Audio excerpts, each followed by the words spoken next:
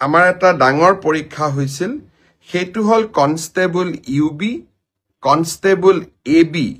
constable communication আৰু sub officer fire and emergency service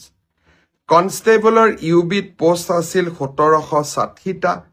constable এবিত post আছিল 2301টা constable কমিউনিকেশ্যনত post আছিল 466টা আৰু সাব অফিচাৰ ফায়াৰ সাৰ্ভিসত পোষ্ট আছিল মাত্ৰ এটা এই গোটেই পৰীক্ষাটোৰ ইতিমধ্যে পিএছটি আৰু পিইটি কমপ্লিট হল এই পৰীক্ষাটোৰ যিসকলে পিএছটি পিইটিত কোন পাছ কৰিলে ইয়াৰে ৰিজাল্ট অসম আৰক্ষীয়ে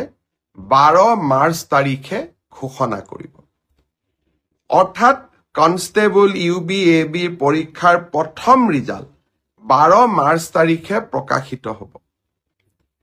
ইয়াৰ পিছত আপোনালোকে নিজেও জানে যে এটা লিখিত পৰীক্ষাত আমি অৱতীৰ্ণ হ'ব লাগিব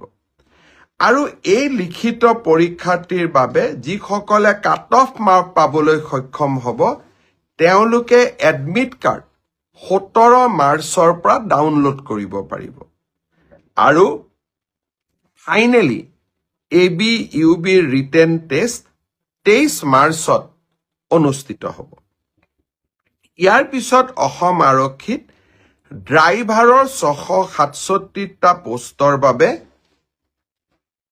পিএছটি আৰু পিইটি অনুষ্ঠিত হৈছিল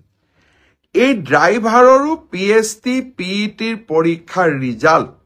অহা পৰহি দিনাখন অৰ্থাৎ 4 মাৰ্চ তাৰিখে অসম আৰক্ষীয়ে ঘোষণা কৰিব ইয়াৰ পিছত স্বাভাৱিকভাৱে ড্ৰাইভিং টেষ্ট হ'ব আৰু ড্ৰাইভিং টেষ্টৰ পৰীক্ষাৰ বাবে এডমিট কাৰ্ডো 4 তাৰিখৰ পৰা লাভ কৰিব পাৰিব আৰু written test driving test written পিছত হ'ব প্ৰথমতে ড্ৰাইভিং হ'ব ড্ৰাইভিং টেষ্ট 10 মাৰ্চত পৰা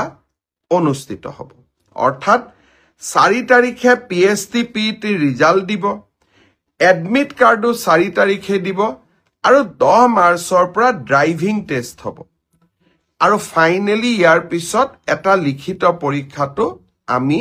এপিয়াৰ কৰিব লাগিব